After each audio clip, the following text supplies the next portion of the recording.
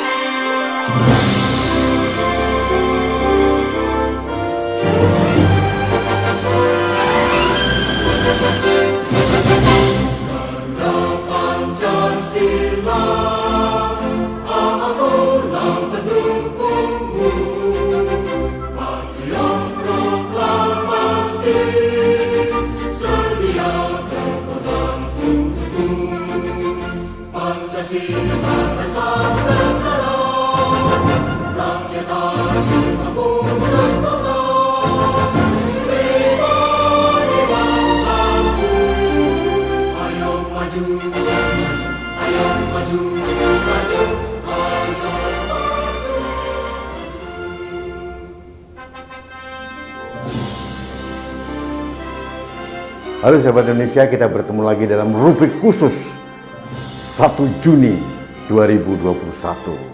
Hari ini saya memakai batik berlogo Garuda Pancasila. Batik ini dihadiahkan oleh sahabat saya, Mbak Linda Devianti. Dipesan dari Solo, katanya dibuat oleh penjahit yang biasa menjahitkan baju Presiden Jokowi. Luar biasa. Nah, kenapa saya memakai baju batik Garuda Pancasila ini? Karena hari ini adalah hari yang kita peringati sebagai hari kelahiran Pancasila. Sahabat Indonesia, tanggal 1 Juni 1945. Ini hari ketiga dalam sidang BPU PKI, Badan Penyelidik Usaha-Usaha Persiapan Kemerdekaan Indonesia. Dimulai tanggal 29 Mei 1945, hari kedua dan hari ketiga. Nah, pada hari ketiga ini tampillah seorang muda masih berusia 44 tahun bernama Insinyur Soekarno. Nah, pada hari itu Bung Karno menyiapkan pidato yang menggelegar tentang dasar negara. Sebetulnya yang dipidatokan oleh Bung Karno itu adalah menjawab pertanyaan dari Ketua BPU PKI, Dr. Hardiman Widyodiningrat. Beliau menanyakan pada peserta sidang, kalau nanti Indonesia merdeka, dasarnya apa? Nah, Bung Karno dan beberapa tokoh-tokoh bangsa yang lain seperti Muhammad Yamin, Muhammad Hatta dan sebagainya memberikan beberapa ulasan, tapi yang secara nyata menyebut 5 sila, dan 5 sila ini disebut dengan Pancasila adalah Bung Karno atau Insinyur Soekarno. Untuk itu, pada saat momentum memperingati hari kelahiran Pancasila ini, kami dari Kanal Anak Bangsa membuat serial beberapa postingan tentang bagaimana kita memaknai Pancasila. Ada beberapa tokoh bangsa yang akan kami wawancarai. Salah satunya Bapak Sidarto Danusubroto. Beliau adalah anggota Dewan Pertimbangan Presiden. Beliau ini adalah salah satu atau mungkin satu-satunya orang yang melayani dan mengabdi kepada negara ini melalui 7 presiden, mulai zaman Bung Karno sampai sekarang Presiden Jokowi. Yang kedua, kami juga akan mewawancarai tokoh bangsa juga, putri bungsu dari Bapak Proklamator kita, Ibu Halida Nuriyah Hatta. Kami datang, kami sowan ke rumah Bung Hatta. Kami ingin melihat persepsi atau perspektif dari Bung Hatta tentang kelahiran Pancasila. Ini luar biasa. Dan yang ketiga, kami juga mewawancarai tokoh bangsa yang lain dari militer. Bapak Marsikal TNI Purnawirawan Agus Supriyatna, Kepala Staf Angkatan Udara tahun 2015 sampai 2017 ini bagi kami memberikan arahan yang implementatif dalam melihat Pancasila dalam kehidupan kekinian. Nah, kami juga akan mewawancari anak muda. Kami ingin mengambil perspektif anak muda Indonesia tentang Pancasila. Karena Pancasila ini harus ada, harus terimplementasi dalam kehidupan berbangsa dan bernegara. Semua orang, mulai dari level paling kecil sampai usia yang paling tinggi sekali. Sahabat Indonesia, atas nama Kanal Anak Bangsa, kami mengucapkan syukur alhamdulillah. Kita mensyukuri kelahiran Pancasila, dasar negara kita, way of life kita, dan pegangan hidup kita. Pancasila merupakan perekat kita sebagai sebuah bangsa, yaitu bangsa Indonesia. Ikutilah sajian kami dalam serial mensyukuri kelahiran Pancasila.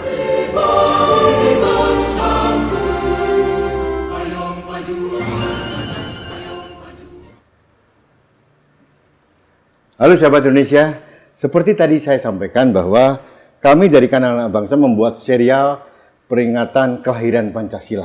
Nah, untuk yang pertama ini, kami dari tim Kanal Anak Bangsa mengunjungi kediaman, kalau menurut saya guru bangsa kita saat ini. Tokoh bangsa yang sangat senior dan mempunyai rekam jejak panjang pengabdian pada Republik ini. Beliau adalah Inspektur Jenderal Polisi Purnawirawan Bapak Sidarto Danusubroto, dan beliau sekarang adalah Dewan Pertimbangan Presiden. Selamat sore, Opa. Selamat siang, Siang sore, Pak ya. Selamat siang, Jadi, sore. mohon maaf, saya sering memanggil Opa. Sahabat Indonesia, kalau kita bicara Pancasila, sangat tidak afdol kiranya kalau kita tidak minta rujukan atau referensi dari seorang Bapak Sidarto. Nah, untuk itu kami akan mengajak Anda untuk mengikuti diskusi kami karena pasti ada pencerahan-pencerahan yang Anda dapatkan tentang Pancasila. Nah, Opa, hari ini kelahiran Pancasila, 1 Juni 2021. Ya, ya. Sudah hampir 7 tahun ini kita memperingati. Ya. Nah, Opa, ada banyak orang bertanya-tanya, bagaimana sebenarnya sejarah kelahiran Pancasila, kemudian peran sentral Soekarno di mana? Karena waktu itu kan sempat ada debatable. Ini yang memunculkan awal ini Muhammad Yamin atau Soekarno gitu. Tapi akhirnya semua yakin Bung Karno yang menjadi penggali Pancasila. Nah, menurut Bapak bagaimana? Jadi memang para founding fathers waktu itu ya mewarisi suatu Indonesia yang begitu luas dan sangat beragam ya. Beragam baik suku, ras, agama, bahasa ya, itu kita kenal semua ya. Jadi untuk menyatukan keberagaman ini, waktu itu founding fathers pidato ya, dan pidato yang diakui secara utuh dan apa itu namanya substantif itu adalah pidato Soekarno 1 Juni 45. Ya kemudian sekarang dijadikan hari libur nasional. Itu kemudian Saudara Rudi ikuti sendiri pada masa Orde Baru itu dikecilkan peran itu, ya. Sempat diselewengkan sedikit. Iya, waktu itu Nugroho bilang bahwa yang pertama itu Muhammad Yamin dan sebagainya, tapi kemudian diklarify oleh Panitia 5, ya, Bung Hatta, Prigodikto, ada Maramis sebagainya, yang memang pertama menyampaikan pidato Pancasila secara utuh dan substantif itu adalah seorang Soekarno. Jadi sudah fix bahwa Soekarno lah orang pertama menentukan Pancasila. Ya, utuh dan artinya substantif ya. Jadi kalau waktu itu ya, kalau upah mempelajari tentang Pancasila dan Soekarno, bagi Soekarno Pancasila itu sebagai apa itu? Sebagai ideologi saja atau sebagai living ideologi atau seperti apa? Memang Pancasila memang diperlukan bangsa untuk menyatukan begini banyak keberagaman. Itu perlu sekali. Ya, baik sebagai living ideology maupun sebagai working ideology. Living itu artinya value yang berkembang, working itu value yang bekerja ya. yang bekerja, artinya betul-betul dikerjakan dengan keteladanan oleh para pemimpin di tingkat pusat maupun daerah. Itulah yang kalau Pancasila dilaksanakan dengan para pemimpin yang berketeladanan, mereka akan diikuti oleh rakyatnya. ya pasti. Nah, ada cerita saya waktu diundang ke Batat sebagai ketua MPR ya. Ya. Itu di sana waktu itu dalam keadaan apa itu namanya perang ya, perang antar mereka sendiri, berebut kebenaran tunggal. Oke. Ya, seperti saudara Rudi ketahui bahwa di sana ada Babilonia dan Mesopotamia, Iya. peninggalan tertua di bumi itu di sana, 4000 sebelum Masehi. Iya. Babilonia, Mesopotamia. Saya diajak ke sana ya. Peninggalan yang masih ada, bahwa itu memang ada satu perumahan dan ada satu peninggalan budaya di sana. Sayang bahwa perang itu sekarang terjadi tanpa akhir sampai hari ini. Irak, Syria, Afghanistan, Libya dan sebagainya, mereka berebut kebenaran tunggal. Mereka justru meneladani pada kita, mengagumi pada kita. Saya ketua DPR, Perdana Menteri mereka, Pak Sidarto, we admire your country. We would like to learn from your country. Your country majority is Muslim, but compatible with democracy because of Pancasila. Mereka dengar bahwa mayoritas kita itu Islam, tapi kita bisa bersatu karena punya dasar negara Pancasila. Itu mereka kagum. Mereka ingin belajar dari kita. Mereka yang agama Islam kuat, sukunya juga suku Arab, tapi perang tanpa akhir hanya karena berebut kebenaran tunggal. Dan tidak pernah dapat kebenaran itu. Kebenaran tunggal itu bukan milik manusia, milik Sang Khalik. Kita manusia ini hanya sampai pada dunia budaya, itu Plato ya. Iya. Dunia budaya. Dunia idea itu, kebenaran tunggal itu milik Sang Khalik. Dunia budaya itu misalnya kalau DPR mengeluarkan undang-undang itu dunia budaya anggota DPR ya. Kalau hakim mengetok, itu yang bisa siapa ya? Itu lalu bisa digugat di pengadilan tinggi, Mahkamah Agung dan sebagainya. Masih ada lagi. Ya. Undang-undang pun bisa diamandemen, bisa direvisi. Ya. Oh Pak, kalau misalkan Pancasila sudah diakui oleh dunia tadi, banyak yang iri dengan kita. Berarti sebetulnya pasal sila-sila persila itu bisa bersifat universal ya? Memang iya, universal dan sangat dibutuhkan oleh bangsa yang penuh kebinekaan. Mana sih saya mau tanya sekarang, bangsa yang tidak bineka itu mana? Amerika?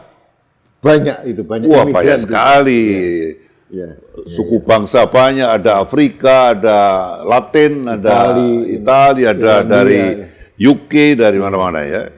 Termasuk Eropa juga. Eropa juga sama. Ya, kalau ada walaupun majority kulit putih, tapi selalu ada dari Arab, ada dari mana-mana lah ya. Seperti Prancis kan banyak juga dari Aljazair. Pendatang dari Afrika Utara itu ya. Oh, berarti kami nih, generasi muda dan di bawah kita. Kadang bingung. Pada waktu itu tahun 45, Bung Karno masih berusia 44 tahun. Malah kurang sedikit bahkan. Dan yang lain sama lah, hampir 40-an itu. Kenapa beliau-beliau waktu dengan umur semuda itu bisa membuat pengkajian yang begitu dalam? Apa yang menyebabkan beliau-beliau bisa begitu? Saya ini kebetulan mendampingi Bung Karno hampir 1,5 tahun ya. Di akhir masa sayanya. Itu kehormatan bagi saya. Walaupun setelah itu saya di setrap 4 tahun. Ada tahu sih ya tahu ya. Jadi selama saya ikuti di Istana Merdeka 3 bulan, lalu di tahanan kota 6 bulan, tahanan rumah 6 bulan, itu beliau itu habit reading-nya tinggi sekali. Tiap kali saya cuti selalu sedang baca. Ini memang bagaimana dia menelan ratusan buku di mana? Di Sukamiskin, di Bancai, di Ende, di Bengkulu, itu kerjanya baca. Tapi kan buku waktu itu kan belum ada translate ya. Itu bahasa asli. Memang beliau bahasanya lancar sekali, gimana? Bahasa Inggris lancar, bahasa Belanda lancar, bahasa Jerman lancar, bahasa Prancis bisa. Itu saya tahu sendiri itu. Bagaimana tiap kali saya on duty selalu, tunggu sebentar saya lagi sampai halaman ini.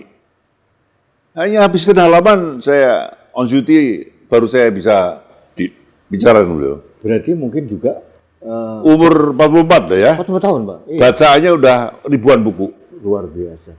Mungkin juga Bung Hatta dan mungkin yang lain sama luar biasa. Karena lama di tahanan, Bung Hatta lama di tahanan, Sultan Syahrir, Tan Malaka, itu yang melahirkan apa itu namanya Nada Republik ya. Lalu Bung Hatta Indonesia Frei. Lalu Bung Karno mencapai Indonesia Merdeka. Itu dilahirkan pada waktu mereka masih sekolah semua.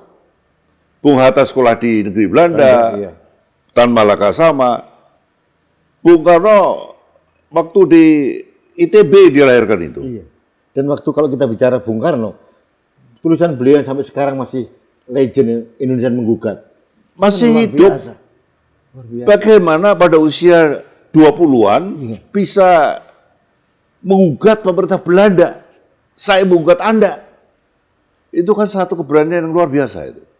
Dengan bahasa yang begitu agung menurut saya. Bahasa yang begitu intelektualnya bagus. Ya. Jadi legend ya. Pidatonya dia mencapai Indonesia Merdeka, Indonesia menggugat. Di bawah bendera revolusi itu semua sekarang bacaan yang untuk anak muda saya kira masih up to date sampai sekarang. Iya. Jadi memang tidak aneh kalau beliau dan beberapa tokoh bangsa ini mampu menggali dari tanah air ini Pancasila ini. Iya, betul. Jadi memang itu bukan ciptaan ya, tapi galian daripada apa yang ada dalam bumi Indonesia. Ya, yang begini beragam, begini binika. Pancasila ini memang kita butuhkan sebagai pemersatu bangsa, ya.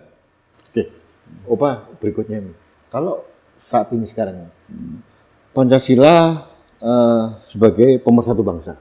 Apakah bisa juga menjadi benteng untuk perisai diri dari derasnya arus masuk yang ingin mengikis karakter kebangsaan kita? Inilah masalahnya ya.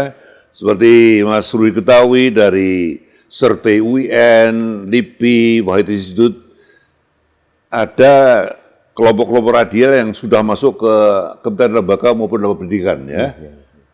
Karena apa? Karena pembiaran selama 10 tahun. 10 tahun.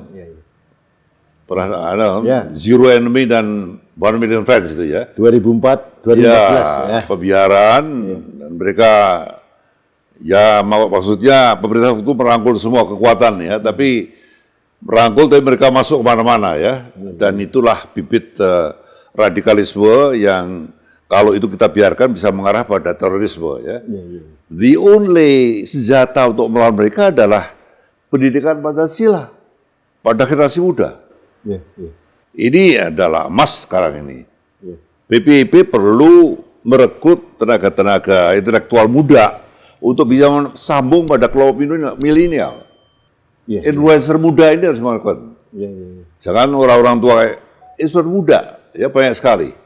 Tokoh musik misalnya Andreas Karlan, Calontong, lalu siapa lagi?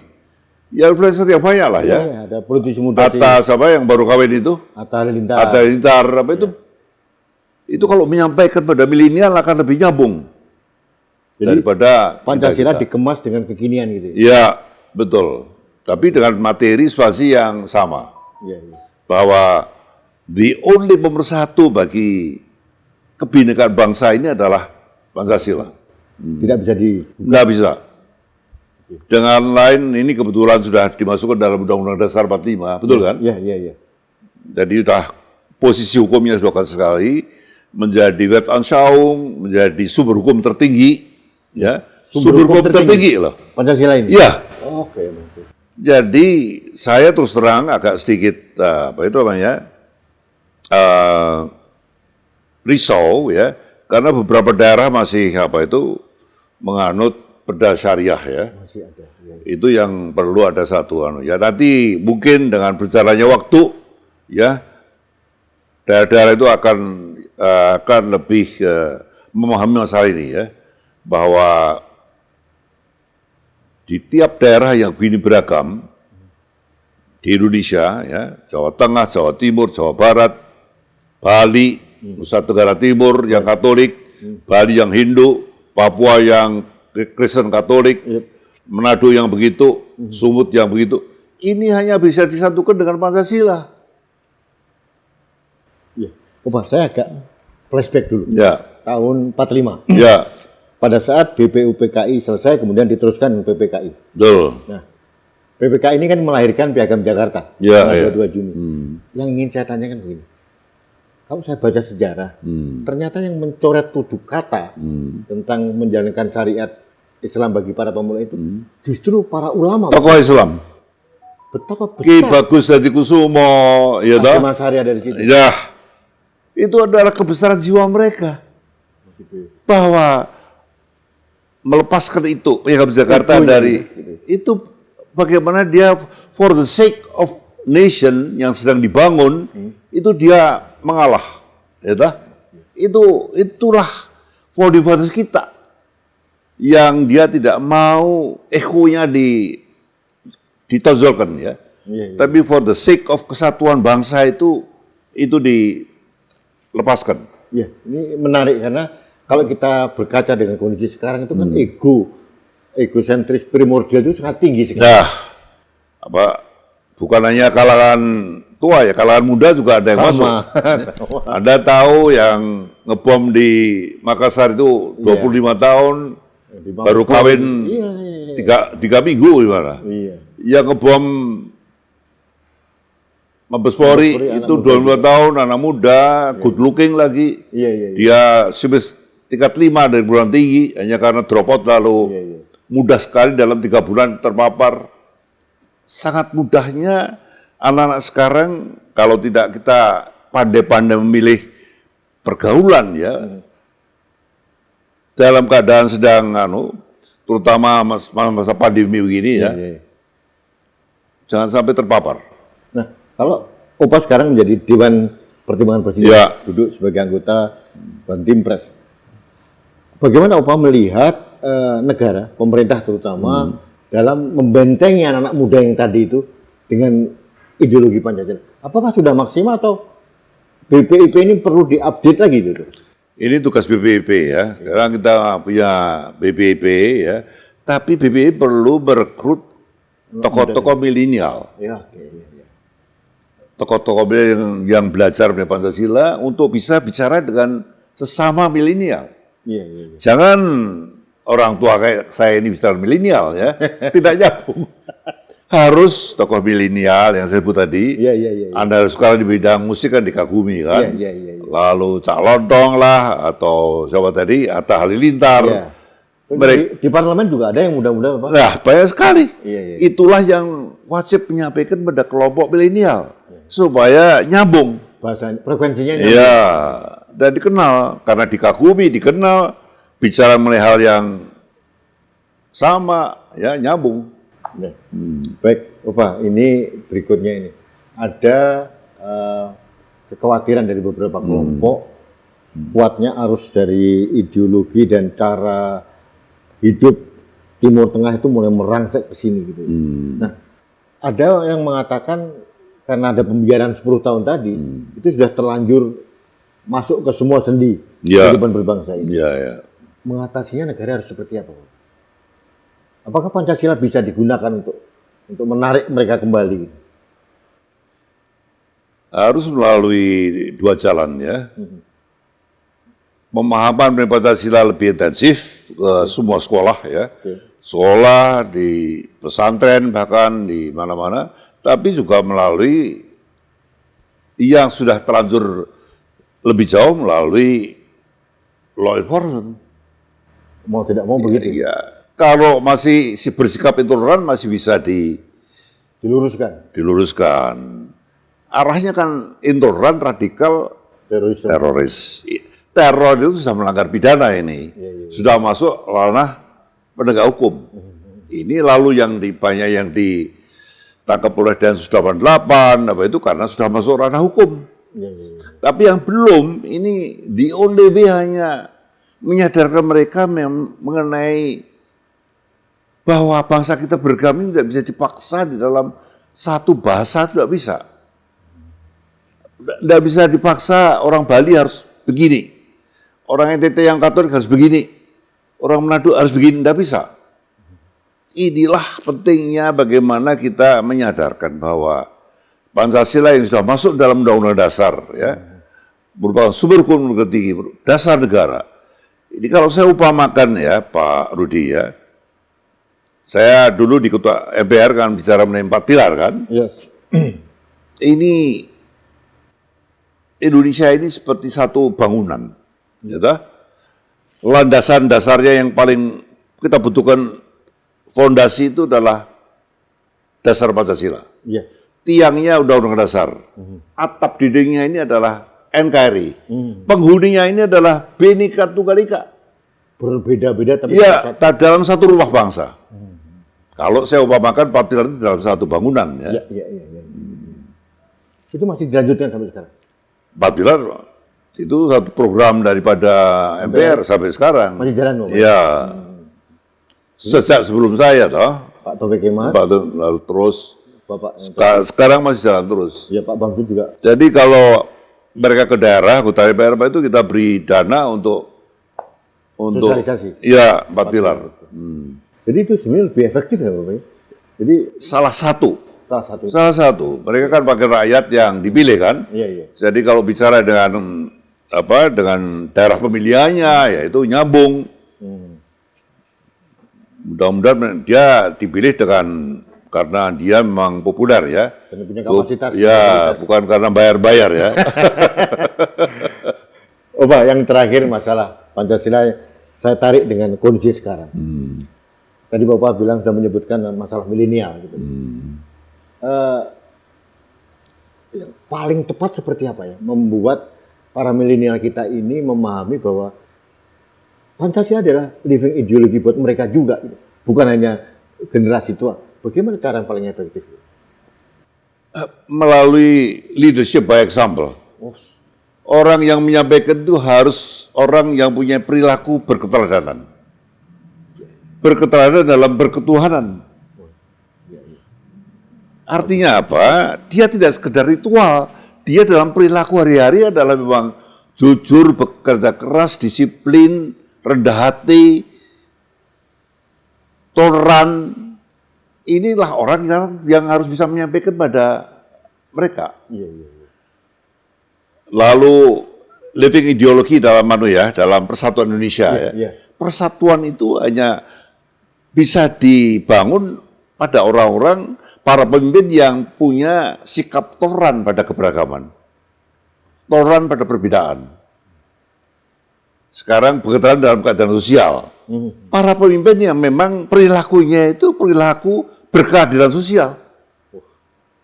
Dalam sekali. Ini living ideology itu di situ. Artinya ideologi yang hidup. Artinya hidup itu yang berketeladanan. Dan bertumbuh bersama bangsa. Iya. Kalau orang yang menyampaikan itu punya perilaku berketeladanan, dia akan didengar. Tapi kalau yang memberikan itu orang yang hanya bicara tapi perilakunya jeblok, ya rapayu. Setuju saya. Luar biasa, ini pencerahan yang bagus. Dan Opa sebagai generasi senior gitu, masih yakin Pancasila akan terus menjadi sosok guru bangsa ini sebagai dasar negara kita ini. Saya percaya bahwa NKRI Pancasila akan berlangsung sampai kapanpun. For the sake of NKRI itu harus tetap ada. Sampai Karena ini NKRI dibangun dengan cucuran darah keringat daripada para pendahulu kita, founding fathers maupun para pejuang kita. Alangkah tidak eloknya kalau sampai negara yang sudah berusia berapa ini? 76 tahun. Ya, dan diramalkan pada era 100 tahun kita menjadi the big four di dunia. Iya. Betul kan? Semua IMF dan World Bank meramalkan 2045 kita akan menjadi the big five, the big four ya. Itu hanya nanti akan kehilangan landasan. Kita hanya bisa mencapai itu kalau kita menyatu dalam satu dasar negara Pancasila. Optimis coba ya. Saya optimis. Dan sekarang era Pak Jokowi ini sudah mengarah ke sana. Ya, beliau seorang yang sederhana, jujur, kerja keras ya. Saya harapkan nanti penggantinya juga akan punya karakter seperti beliau ya. Hanya Indonesia yang dipimpin oleh seorang yang sederhana, jujur, bekerja keras, toleran, ya, nasionalis. Dia Indonesia ini akan tetap maju. Baik. Mencapai Indonesia Gemilang 2045. ya the big five di dunia. Insya Allah. Amin. Ya. Baik, Bapak. Matur suwun. Ini Terima kasih. Sangat Terima kasih. tapi luar biasa. Iya, terima kasih. Baik, sahabat Indonesia, demikian pencerahan dari guru bangsa kita, Bapak Upa Sidarto. Saya bukan guru bangsa lah. Bagi kami sekarang guru bangsa, Pak. Ya, tua aja lah sudahlah. Karena nggak ada lagi yang bisa menjadi tempat bertanya sekarang, kecuali Upa Sidarto. Kalau Anda mau melihat perjalanan hidup beliau, tolong lihat kembali tayangan dari kanal Anak Bangsa, judulnya Memoir Ajudan Terakhir Bung Karno. Nah, beliau menceritakan A sampai Z bagaimana beliau mendampingi proklamator kita di saat terakhir. Sampai sekarang. Sampai sekarang. Beliau satu-satunya tokoh bangsa yang bekerja dan melayani 7 presiden. Betul. Tanpa cacat dan sampai detik ini. Usia 85. Seminggu lagi. 10 hari lagi. 10 hari lagi. Insya Allah. Ini harus pesta ada ke 85. Saya akan membuat tayangan khusus, Pak. Ya, Mas Kris. Ya, ini kita akan meneladani apa yang dilakukan beliau. Pada usia yang sangat senior, 85, beliau masih jernih berbicara, mengingat semuanya, dan masih bisa memberikan pencerahan pada kita sebagai anak bangsa. Yang pasti yang disampaikan oleh beliau pada kita adalah jangan pernah lelah mencintai Indonesia. Dan beliau optimis Pancasila tetap ada sampai kapanpun. Insya Allah. Amin. Baik sahabat Indonesia, demikian episode pertama tentang kelahiran Pancasila. Mudah-mudahan ini bermanfaat buat Anda semua. Terima kasih. Sampai ketemu lagi dalam kesempatan berikutnya.